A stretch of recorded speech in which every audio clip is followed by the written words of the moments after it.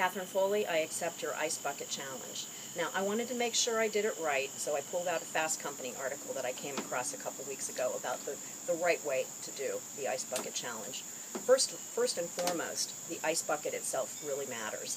They recommended a Le Creuset Dutch oven, which I don't own, so I'm substituting my rather used and abused all-clad mini stock pot, which is, by the way, made right here in southwestern Pennsylvania, about 10 minutes from where I'm sitting right now.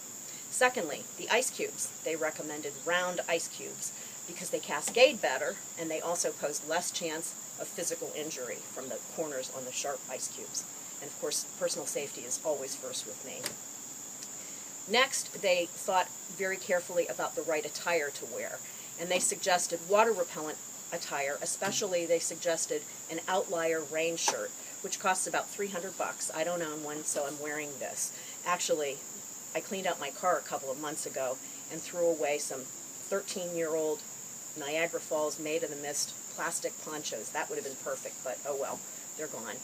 So, finally, the positioning. They recommended a seated position as opposed to the kind of more gauche and awkward standing position.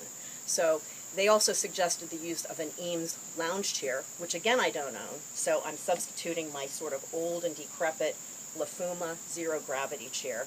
It's of a vintage that it was actually made in France, so that should count for something.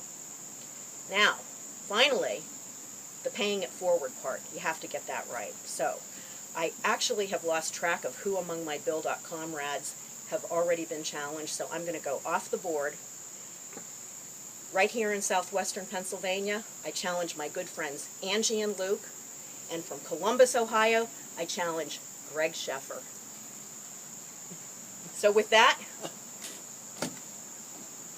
go Steelers, let's go Buccos, O-H-I-O. Dump it, Dan.